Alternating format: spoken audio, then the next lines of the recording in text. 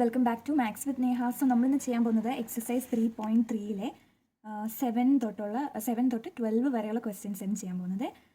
So നമുക്ക് ചെയ്യാം. Understanding quadrilateral എന്ന് പറഞ്ഞ ചാപ്റ്ററിലെ എക്സസൈസ് 3.3 ആണ്. അപ്പോൾ നമുക്ക് ആ 7th ക്വസ്റ്റ്യനിലേക്ക് തന്നെ പോവാം. അപ്പോൾ ഞാൻ ഫിഗർ ഒക്കെ ഇവിടെ വരച്ചിട്ടുണ്ട്. എല്ലാവരും ക്വസ്റ്റ്യൻ കാണാനായിട്ട് NCERT ടെക്സ്റ്റ് ബുക്ക് ഒന്നെടുത്ത് കൈവെക്കണം. ഓക്കെ അല്ലേ? അപ്പോൾ നമ്മൾ 7th ക്വസ്റ്റ്യൻ വായിക്കുവാണേ. The adjacent figure HOPE is a parallelogram. Find the angle measures x, y and z. Say the properties you use to find them. Okay, അപ്പോൾ എക്സും വൈയും ഇസഡും കണ്ടുപിടിക്കാനുള്ള ഒരു ക്വസ്റ്റ്യൻ ആണ്. HOPE ഹോപ്പ് എന്ന് പറയുന്ന ഒരു പാരലോഗ്രാം ആണെന്നാണ് അവർ തന്നിരിക്കുന്നത്. അപ്പോൾ നമുക്ക് പാരലോഗ്രാം ആണ് തന്നിട്ടുണ്ടല്ലോ. അപ്പോൾ നമുക്കറിയാം പാരലോഗ്രാമിൻ്റെ ഓപ്പോസിറ്റ് ആംഗിൾസ് ഈക്വൽ ആയിരിക്കും, അതുപോലെ ഓപ്പോസിറ്റ് സൈഡ്സ് ഈക്വൽ ആയിരിക്കും, ഓപ്പോസിറ്റ് സൈഡ്സ് പാരലൽ ആയിരിക്കും അല്ലേ. ഇനി അതുപോലെ തന്നെ അഡ്ജസൻറ്റ് ആംഗിൾസ് ഒക്കെ സപ്ലിമെൻ്ററി ആയിരിക്കും അല്ലേ. അപ്പോൾ നമുക്ക് എക്സും വൈയും ഇസഡും കണ്ടുപിടിച്ചാലോ. ഫസ്റ്റ് തന്നെ നോക്കി, ഇവിടെ ഒരു 70 ഡിഗ്രി തന്നിട്ടുണ്ട്. അതുപോലെ ഇതാണ് എക്സ്, ഇത് വൈ, ഈ ചെറിയ ആംഗിളാണ് വൈ. ഇവിടെ ഒരു ഇസഡ് ഉണ്ട് അല്ലേ, ഈ ചെറിയ ആംഗിൾ ഇസഡ്.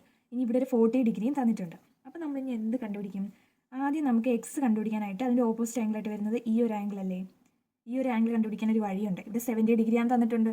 സോ ഇതൊരു ലീനിയർ പെയർ അല്ലേ. ലീനിയർ പെയർ എന്ന് പറഞ്ഞാൽ ഈ ആംഗിളും ഈ ആംഗിളോട് പ്ലസ് ചെയ്യുമ്പോൾ 180 ഡിഗ്രിയാണ്. സോ നമുക്ക് ഈ ഒരു ആംഗിളിനെ നമുക്ക് എ എന്നൊരു പേര് കൊടുക്കാം. അപ്പോൾ A plus 70 is equal to 180 അല്ലേടാ. അപ്പോൾ എ എന്താണ്? 180 മൈനസ് 70. ഈ പ്ലസ് 70 ഇപ്പുറത്തോട്ട് പോകുമ്പോൾ മൈനസ് 70. അപ്പോൾ നമുക്ക് 180 മൈനസ് 70 എന്ന് പറഞ്ഞാൽ 110 ഡിഗ്രിയാണ്. അങ്ങനെ കിട്ടി. അപ്പോൾ ഈ എ എന്ന് പറയുന്നത് 110 ഡിഗ്രി. അപ്പോൾ എക്സ് എന്താ? ഓപ്പോസിറ്റ് ആംഗിൾ അല്ലേ. ഇതൊരു പാരലോഗ്രാം അല്ലേ HOPE എന്ന് പറയുന്നത്. അപ്പോൾ ഓപ്പോസിറ്റ് ആംഗിൾ ഈക്വൽ അല്ലേ. അപ്പോൾ എ 110 ആണെങ്കിൽ എക്സും 110 ഡിഗ്രിയാണ്. ഓക്കെ അല്ലേടാ.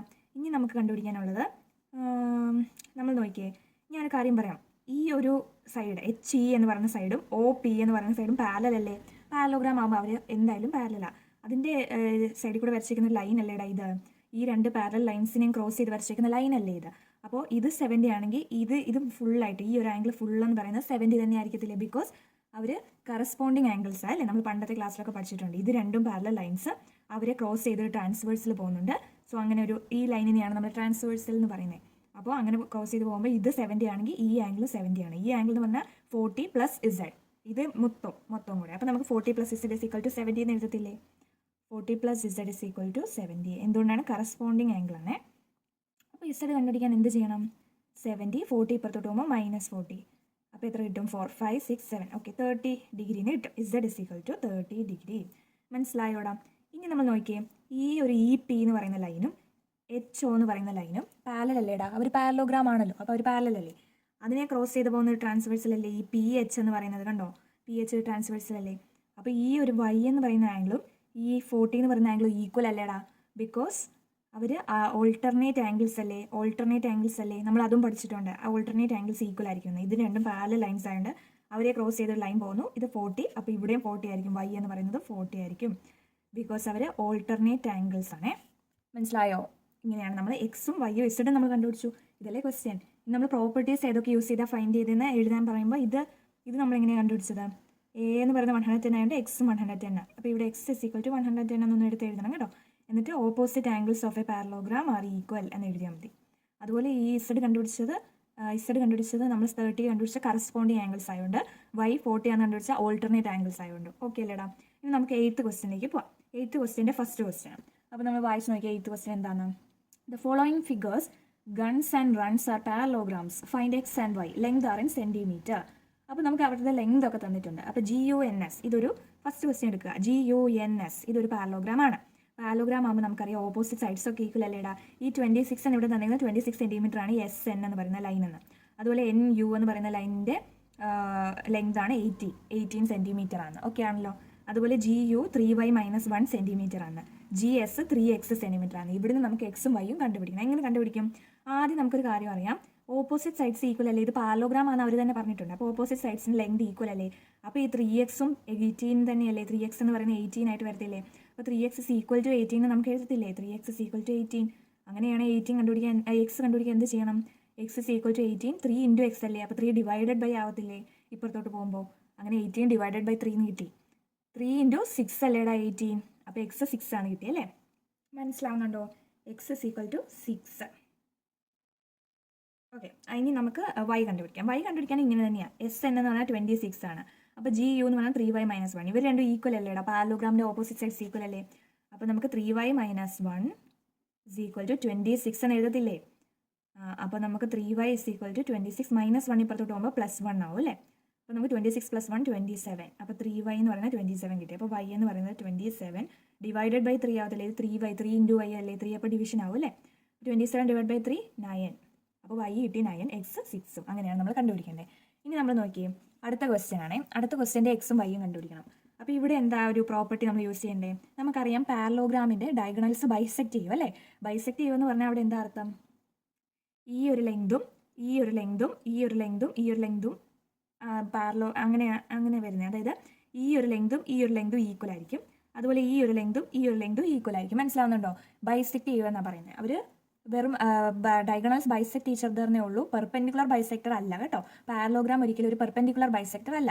പെർപെൻഡിക്കുലർ ബൈസെക്ടർ ആണെങ്കിൽ എന്താ, ഇതും ഇതും ഇതും ഇതും എല്ലാം ഈക്വൽ ആയേനെ. പക്ഷേ ഇവിടെ വെറും ബൈസെക്ടറാണ്. ഓക്കെ, ഡയഗണൽസ് ബൈസെക്ട് ഈച്ച് അതർന്നേ ഉള്ളൂ. അതായത് ഈ ഈക്വൽ ആയിട്ട് വരുന്ന ഈ RN എന്ന് പറയുമ്പോൾ ഇവിടെ നമുക്കൊരു O എന്ന് കൊടുക്കാം, ഒരു പേരിന് വെറുതെ. അപ്പോൾ നമുക്ക് പറയാൻ എളുപ്പമുണ്ടല്ലോ. ON-ഉം OR-ഉം ഈക്വൽ ആയിരിക്കും. ഓക്കെ അല്ലേ? ON is equal to OR because diagonals bisect each other. Okay അല്ലേ? അതുപോലെ OS-ഉം OU-വും ഈക്വൽ ആയിരിക്കും. OS is equal to OU. മനസ്സിലായോ? ഇങ്ങനെയാണ് ബൈസെക്ട് ചെയ്യുമ്പോൾ പാരലോഗ്രാം ബൈസെക്ട് ഈച്ച് അതർ. അപ്പോൾ നമ്മൾ നോക്കിയാൽ ON-ഉം OR-ഉം ഈക്വൽ ആണെങ്കിൽ ON എന്ന് പറയുന്നത് x+y അല്ലേടാ? x+y അല്ലേ ഇസ് ഈക്വൽ ടു OR എന്ന് പറയുന്നത് എന്താ? 16 അല്ലേ? ഓക്കെ അല്ലേ? അത് മനസ്സിലായത് ഇക്വേഷൻ 1 എന്ന് നമുക്ക് എടുക്കാം. അതുപോലെ OS എന്ന് പറയുന്നത് 20 അല്ലേ? OU എന്ന് പറയുന്നത് y+7 അല്ലേ? അപ്പോൾ നമുക്ക് y+7 is equal to OS എന്ന് പറയുന്നത് 20. അപ്പോൾ ഇതാണ് ഇക്വേഷൻ 2. അപ്പോൾ നമുക്ക് ആദ്യം ഇക്വേഷൻ 2 സോൾവ് ചെയ്ത് y കണ്ടുപിടിക്കാം. ഇവിടെ x ഉണ്ട് y ഉണ്ട്, രണ്ടും കൂടെ നമുക്ക് കണ്ടുപിടിക്കാൻ പറ്റുമോ? ഇല്ല. അപ്പോൾ y കിട്ടിയാൽ നമുക്ക് ഇവിടെ y കൊടുക്കാം. അതുകൊണ്ട് നമ്മൾ ആദ്യം ഈ ഇക്വേഷൻ നമുക്ക് സോൾവ് ചെയ്യാം. അപ്പോൾ y+7 ഇസ് ഈക്വൽ ടു 20. അപ്പോൾ y എന്ന് പറയുന്നത് 20 +7 ഇപ്പുറത്തോട്ട് പോകുമ്പോൾ -7. എന്ത് കിട്ടും? 3-ഉം 13 എന്ന് കിട്ടും അല്ലേ? y is equal to 13. മനസ്സിലായോ? അതുപോലെ ഇവിടെ x+y ഇസ് ഈക്വൽ ടു 16 അല്ലായിരുന്നോ? അപ്പോൾ x+y-യുടെ അവിടെ നമ്മൾ 13 കൊടുക്കണം. നമുക്കിപ്പോൾ കിട്ടിയില്ലേ ഇത് y 13 ആണെന്ന്? അത് കൊടുത്തു. അപ്പോൾ x ഇസ് ഈക്വൽ ടു 16. ഈ 13 ഇപ്പുറത്തോട്ട് പോകുമ്പോൾ -13. അപ്പോൾ 16 - 13 3 അല്ലേടാ? അപ്പോൾ എക്സും കിട്ടി വൈയും കിട്ടി. ഇങ്ങനെയാണ് ഡയഗണൽ ബൈസെക്ട് ചെയ്യുന്നതുകൊണ്ട് ഇതും ഈക്വൽ ഇതും ഈക്വൽ. അതുകൊണ്ടാണ്. ഓക്കെ ആണല്ലോ? ഇനി അടുത്ത ക്വസ്റ്റ്യൻ നോക്കി, 9th ക്വസ്റ്റ്യനാണ്.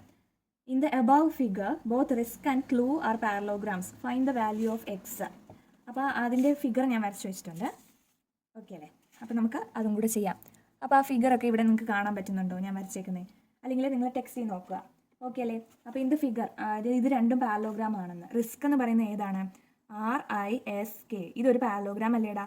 മുഴുവനായിട്ട് നോക്കുമ്പോൾ നമുക്കൊരു ട്രപ്പീസീവ് ആണെന്ന് തോന്നും. ട്രപ്പീസീവ് ആവണമെങ്കിൽ രണ്ട് സൈഡ് പാരലൽ ആവണം അല്ലേ? ഏതെങ്കിലും രണ്ട് ഓപ്പോസിറ്റ് സൈഡ്സ് പാരലൽ ആയാൽ മതി. അതാണ് ട്രപ്പീസിയം എന്ന് പറയുന്നത്. അപ്പോൾ നമുക്കറിയാം ഇവിടെ ഇവർ തന്നെ തന്നിട്ടുണ്ട്. റിസ്ക് എന്ന് പറയുന്നത് ഒരു പാരലോഗ്രാമാണ്. അതുപോലെ ക്ലൂ എന്ന് പറയുന്നത് ഒരു പാരലോഗ്രാമാണ്. RISK അല്ലേ റിസ്ക്? ഇതൊരു പാരലോഗ്രാം അല്ലേ? അതിന് ഞാൻ ചെറിയൊരു ബ്ലൂ ഷെയ്ഡിൽ കൊടുത്തേക്കുന്നുണ്ടോ? അതൊരു പാരലോഗ്രാം ആണ്. ഓക്കെ അല്ലേ? അതുപോലെ CLUE ക്ലൂ എന്ന് പറയുന്നത് ഒരു പാരലോഗ്രാം ആണ്. അത് ഞാനൊരു ഗ്രീൻ ഷെയ്ഡിൽ കൊടുത്തേക്കുന്നുണ്ടോ? CLUE. ഓക്കെ അല്ലേടാ? അപ്പോൾ നമ്മൾ നോക്കിയേ, ഇനി നമ്മൾ എക്സിനെയാണ് കണ്ടുപിടിക്കുന്നത്. എക്സ് എവിടെയാണ് കിടക്കുന്നത്? ഇതല്ലേടാ എക്സ്? ഓക്കെ, എക്സ് ഇതല്ലേ? അപ്പോൾ നമുക്ക് ഇതൊരു ട്രയാങ്കിളിനകത്ത് വരുന്നതല്ലേ ഈ എക്സ് എന്ന് പറഞ്ഞ ആംഗിൾ? അപ്പോൾ ഈ ട്രയാങ്കിളിനകത്ത് ഈ ആംഗിളും അതുപോലെ ഈ ആംഗിളും കണ്ടുപിടിക്കുകയാണെങ്കിൽ എക്സ് കണ്ടുപിടിക്കാനായിട്ട് നമുക്ക് ആംഗിൾ സം പ്രോപ്പർട്ടി വെച്ച് ട്രയാങ്കിളിനകത്ത് ഈ സൈഡ് 3 സൈഡുള്ള ട്രയാങ്കിളിൻ്റെ ആംഗിൾസ് എല്ലാം, ഇൻറ്റീരിയർ ആംഗിൾസ് എല്ലാം കൂടെ പ്ലസ് ചെയ്യുമ്പോൾ എന്താണെന്ന് കണ്ടുപിടിക്കണം ആദ്യം. എന്നിട്ട് അത് ഉപയോഗിച്ച് നമുക്ക് ഇത് plus x is equal to 180 വരുന്നത് കേട്ടോ. ആംഗിൾ സം പ്രോപ്പർട്ടി വെച്ച് ചെയ്യുമ്പോൾ അപ്പോൾ 180 ആണ് കിട്ടുമ്പോൾ അങ്ങനെ ചെയ്യാം. അപ്പോൾ ആദ്യം നമ്മൾ എന്താ ഈ ഒരു ആംഗിളും കണ്ടുപിടിക്കണം. അതിനായിട്ട് ആദ്യം ചെയ്യാൻ പോകുന്നതെന്ന് പറഞ്ഞാൽ ഈ പാരലോഗ്രാം കണ്ടോ? RISK റിസ്ക് എന്ന് പറഞ്ഞ പാരലോഗ്രാമിനെ കണ്ടോ? ഈ പാരലോഗ്രാം നോക്കുമ്പോൾ നമുക്കറിയാം ഇവിടെ 120 ഡിഗ്രി ഉണ്ട് അല്ലേ? അതുപോലെ ഇവിടെ എസ് എന്ന് പറയുന്നത് ഈ ഒരു RISKയുടെ ഒരു ഭാഗമല്ലേ? അതിൻ്റെ ഒരു അഡ്ജസ്റ്റൻറ്റ് സൈഡ് അല്ലേടെ എസ് എന്ന് പറയുന്നത്?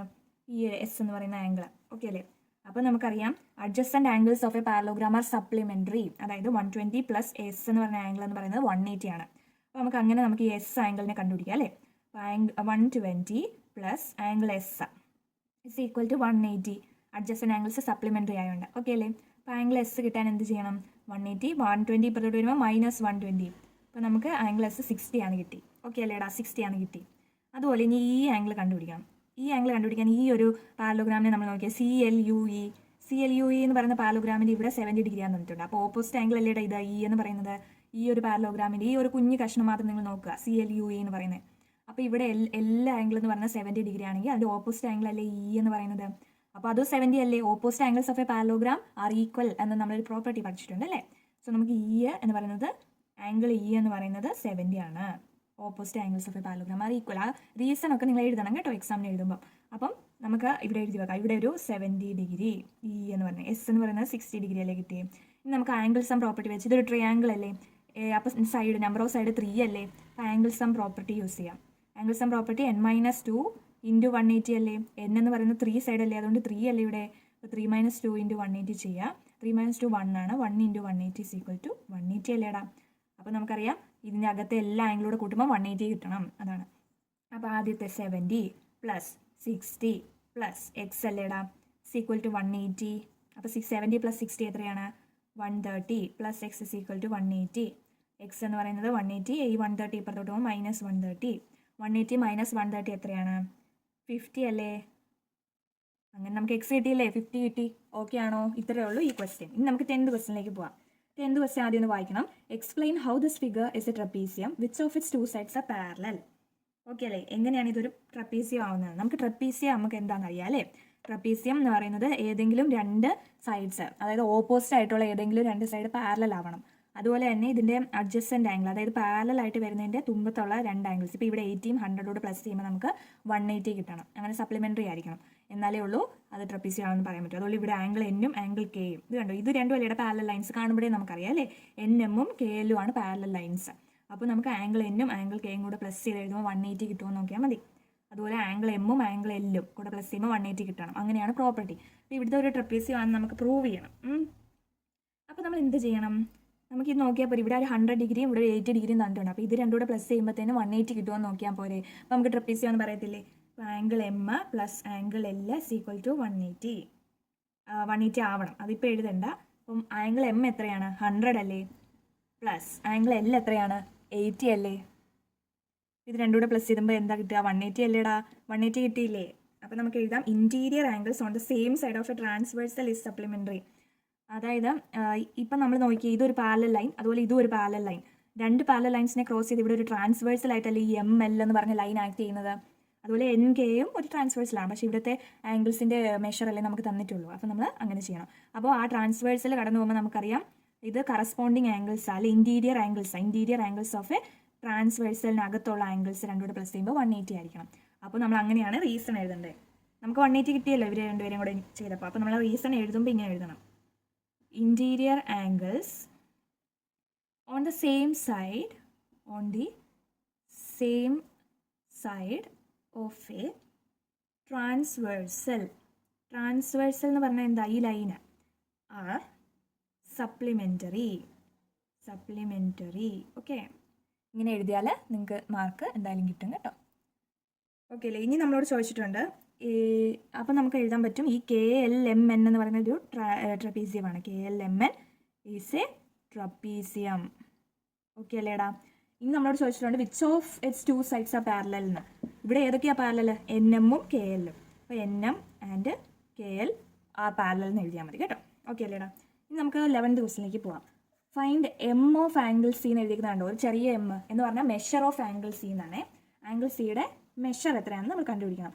In the figure 3.33 if AB is parallel to DC. AB is parallel to DC എന്ന് പറഞ്ഞിട്ടുണ്ട് അവർ തന്നെ. AB parallel to DC കേട്ടോ. ABയും DCയും പാരലൽ ആണെങ്കിൽ മെഷർ ഓഫ് ആംഗിൾ സി എത്രയാണെന്ന് കണ്ടുപിടിക്കണമെന്ന്. നമ്മളിപ്പോൾ പറഞ്ഞു 2 പാരലൽ ലൈൻസ് ആണിത്. അതിനെ ക്രോസ് ചെയ്യുന്ന ട്രാൻസ്വേഴ്സൽ ആയിട്ടാണ് CB ആക്ട് ചെയ്യുന്നത്. അപ്പോൾ അതിൻ്റെ ഇന്റീരിയർ ആംഗിൾസ് രണ്ടും കൂടെ പ്ലസ് ചെയ്യുമ്പോൾ 180 കിട്ടണം. അപ്പോൾ നമ്മൾ ആംഗിൾ സി കണ്ടുപിടിക്കാൻ പറയുമ്പോൾ ഇവിടെ 120 ആണ് തന്നിട്ടുണ്ട് അവർ തന്നെ. അപ്പോൾ എന്താണ് 120 പ്ലസ് ആംഗിൾ സി എന്ന് പറയുന്നത് 180 അല്ലേ. ആ ഒരു റൂൾ തന്നെയല്ലേ ഇവിടെ അപ്ലൈ ചെയ്യേണ്ടത്. അപ്പോൾ ആംഗിൾ സി എന്ന് പറയുന്നത് എന്താ? 180. 120 ഇപ്പത്തോട്ട് പോകുമ്പോൾ -120. അപ്പോൾ നമുക്ക് 16 കിട്ടും കേട്ടോ. അങ്ങനെയാണ് ആംഗിൾ സി കണ്ടുപിടിക്കുന്നത്. ഇപ്പോൾ ഇവിടെ യൂസ് ചെയ്ത പോലെ തന്നെ ഒരു ട്രപ്പീസിയമാണിതും അല്ലേ. ഏതെങ്കിലും 2 ഓപ്പോസിറ്റ് സൈഡ്സ് എന്ന് പറയുന്നത് പാരലലാണ്. അപ്പോൾ നമുക്കറിയാം ഈ ആംഗിളോട് പ്ലസ് ചെയ്യുമ്പോൾ 180. അങ്ങനെയാണ് ആംഗിൾ സി കിട്ടി. ഇനി നമുക്ക് 12th ക്വസ്റ്റ്യനിലേക്ക് പോവാം. Find the measure of angle P and angle S if SP is parallel to RQ in the figure 3.34. Okay, if you find measure of angle R, is there more than one method to find a measure of angle P?